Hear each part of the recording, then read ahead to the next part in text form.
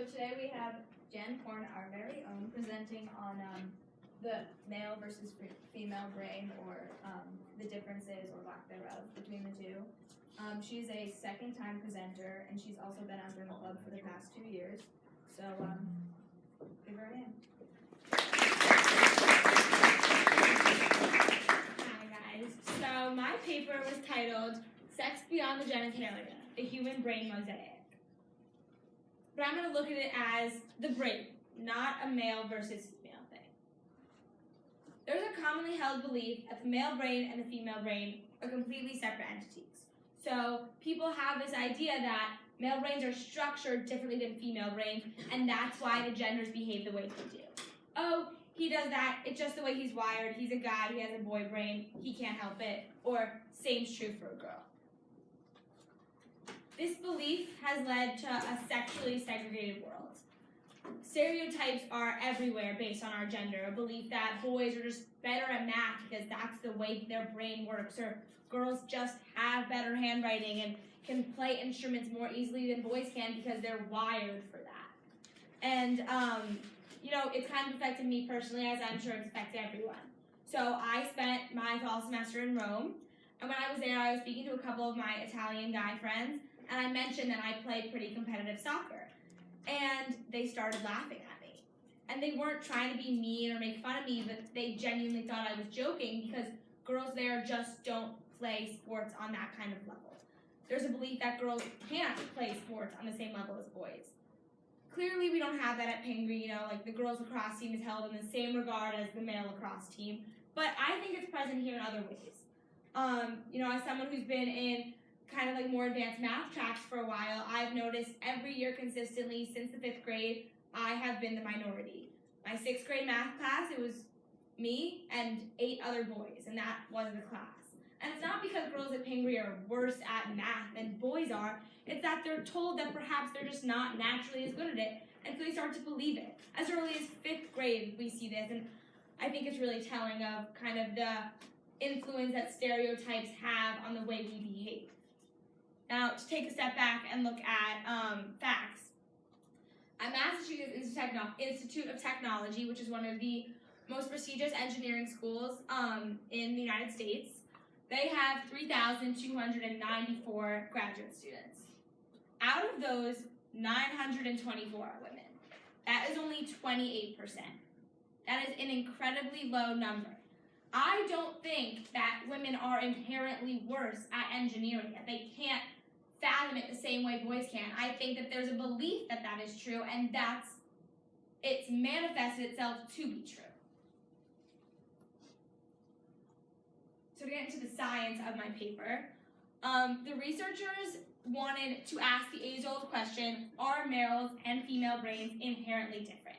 And in order for that to not be, so in order for male and female brains to be the same, there would need to be 2 things. One, very little overlap in brain composition between male and females, as well as very high internal consistency among all males and among all females. And I'll define internal consistency in a second. So they took the 116 regions of the brain and they studied 10 of those regions that saw the biggest gender differences in gray matter volume. And it's important to realize that they looked at brain scans that were taken from past studies.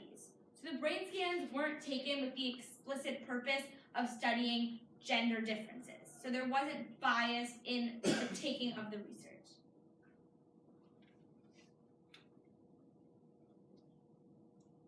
Terms to keep in mind: sex versus gender. Sex is who you are anatomically, the sexual organs that you possess, and who you are physically. Gender is how you think, the way you behave, your kind of phenotype.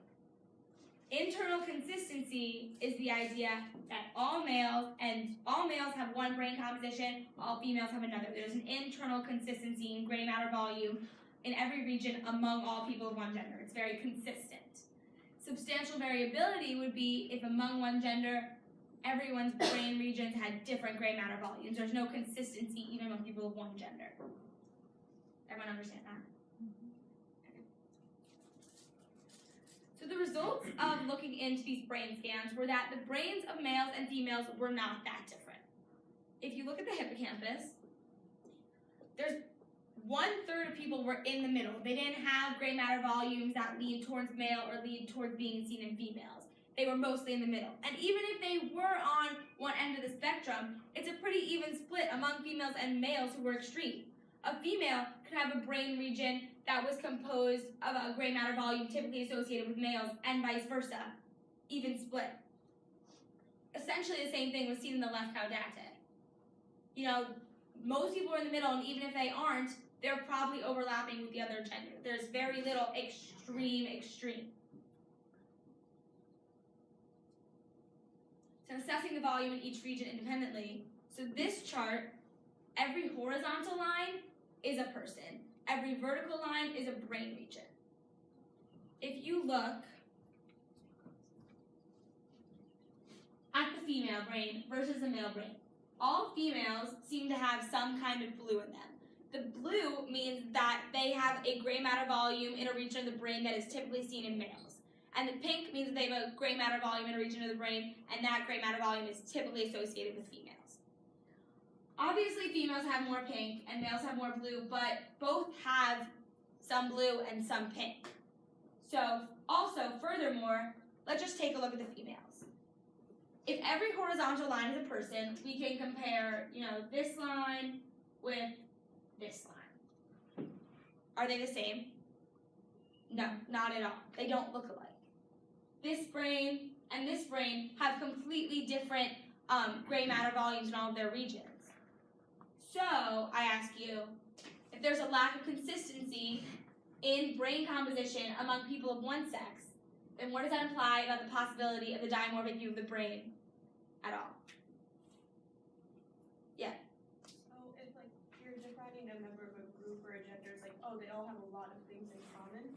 If they don't have a lot of things in common, there's not much unifying them for you to be able to say, oh wow, they're completely separate and they all have this one characteristic or this set of characteristics. Exactly. Yes. So if all female brains aren't alike and all male brains aren't alike, it's not a female brain versus a male brain situation.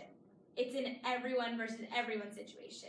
It's not like me and Amanda have the same brain and Dee and Sullivan have the same brain. It's I have a brain, Amanda has a brain, Mr. D has a brain. You know what I mean? Sullivan doesn't get it. So they surveyed gender characteristics based on that gray matter volume. And they found that very few people were on one end of the spectrum or the other. Gray matter volume didn't affect them in their gender characteristics. The majority of people have gray matter volumes that fall somewhere between being totally male and being totally female, and they behave not totally male and totally female. In fact, it is the exception and not the rule of people who are totally male and totally female. But however, there's been a stereotype, and it's been seen that this exception has become the rule. And if you're not totally behaving like your gender, that you're the weird one, when, not weird, but clearly not everyone is totally male behaving and totally female behaving. And this was seen over and over again in multiple studies. And the researchers did look at one instance where this did not happen, and that was in this sample, where the researchers went and took people who behaved stereotypically male and stereotypically female. They legitimately sought out girls who enjoy talk shows and boys who enjoy playing video games, and they sampled their brains. And they found that those people had gray matter volume compositions that were more leaning towards their gender. They were more severe on the spectrum. Yes? Was that an example of how they selected them, or was that actually how they selected them? The paper, it said they sought out people who were characteristically behaving towards their gender, and they said, the girls we chose would be the kind of girls who like to watch talk shows, and the color pink. So they sought them out. Does that answer your question? Mm-hmm. Yeah. Anyone else? So the male and female characteristics, what are examples of those? You mean in the brain? No, for what they were trying to analyze. What are the female unfeatured versus the male unfeatured? Okay, so they were saying that females who behave very female have that gray matter volume that is typically associated with female behavior. Okay. Is that what you're asking? No. The last slide, sorry, I just passed that The last. Yeah. So like those dots, what do they represent? Are they like stereotypic male and female things and it's just saying that our stereotypes are wrong, or is it like something? So it was saying that they have gray matter volume. So people over here would have all gray matter volumes that are typically associated with being female, and they end up behaving super female. Okay. And vice versa, but people don't have that. Are They you, have. Are you asking like the circles are the size of the population, Yeah, yeah. right? And then is I that? think no. she's just clarifying that this has nothing to do with behavior, right? Oh, This is okay. just anatomical, this graph, correct? No, it was saying that based. Well, yes, that, but then this was based on behavior. So Yeah, like to right. compare Okay. the two is like saying that. Okay. Yeah. So then I took a step back and I said, okay, if the dimorphic view of the brain is wrong, then what does cause gender differences? And I looked at another paper that went to perhaps blaming the sex hormone. So I'm sure we all know that males have XY chromosomes and females have XX chromosomes. The researchers looked at male mice with XY chromosomes and they removed the Y with the SRY gene on it. The SRY gene is on the Y chromosome. They removed the SRY and the mice then failed to produce normal male sexual reproductive organs. So they were anatomically female. However, they did not have to behave female. They could behave male or female. That's what they found. They then added this SRY back to mice that had been taken away from, and they became normal males. They grew normal male reproductive organs, and they only behaved male. They then added the SRY gene to female mice with XX chromosome, and they were anatomically male, but they could behave either way. So that disproves the dimorphic view of the brain, because if the brain determined your gender, then anyone who is anatomically male, or any mouse who is anatomically male, would behave male, and any mouse that was anatomically female would behave female, and that's not what happened. Any questions on this?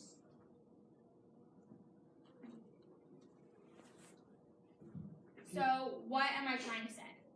I'm trying to say that a dimorphic view of the brain is not possible. If there is no internal consistency among people of one gender versus people of another gender, how can it be dimorphic? Everyone has a unique brain mosaic. Society has deemed stereotypes based on what they believe the female brain looks like and the male brain looks like. And they think that typical gray matter volume determines your gender based on that makeup. However, that's not true. We have to kind of reevaluate how we see genders in relation to our sexual traits.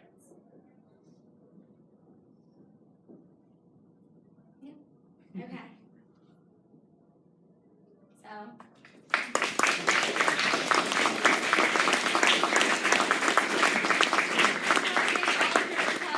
Has a really good 2 years. Angela Club, I have a lot of fun, and yeah, love you guys.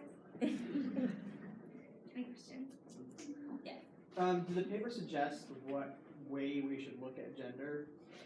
It was saying that gender is everyone's own thing. So I think, look at a family of 4 boys, let's say. Every boy behaves differently in that family. They all have different brain compositions. They're not all going to behave like super masculine. They're all going to behave their own way. So I think that people should stop looking at, gender as being something like all males behave a certain way, being like everyone behaves differently. Like, yes, they're one sex, but they're going to behave like John's going to behave the way John wants to behave. It's not he's behaving like a boy. Okay. Yes. Can you go back to the slide with the blue and the pink chart? How were they identifying which gray matter regions were typically male and typically female? They were just saying that this gray matter volume in this region is typically seen in females. Okay, and the white spaces are The both? white space is like a normal, Got like median volume. Okay. Yes. You don't want to use more females than males? I don't. They just said I think the paper actually said they just have an easier time getting females to participate in the study.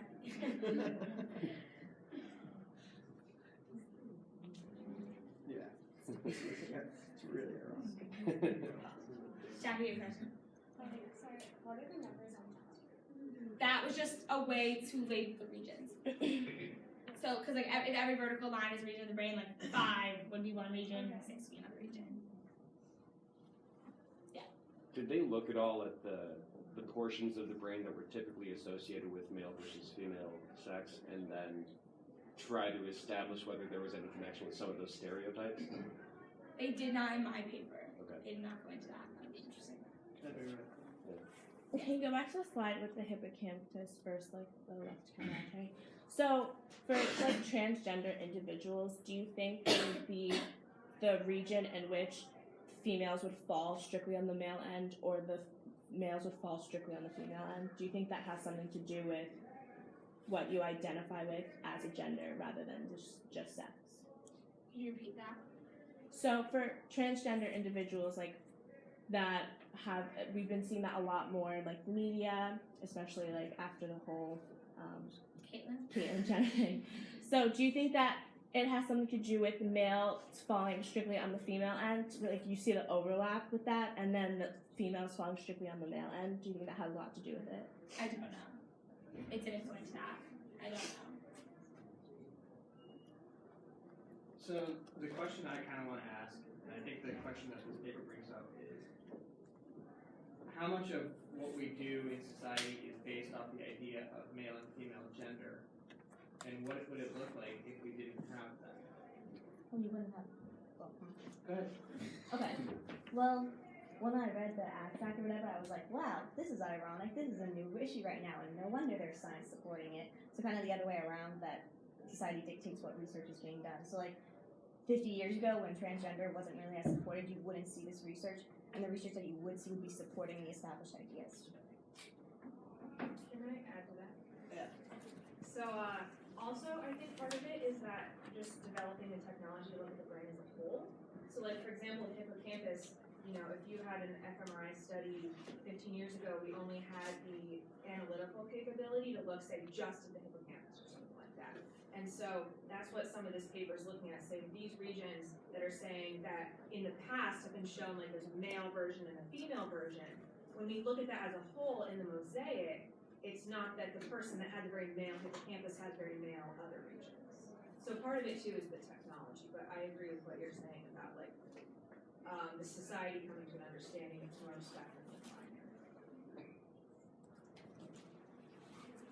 I think it's just like a new way of looking at gender in terms of your sex.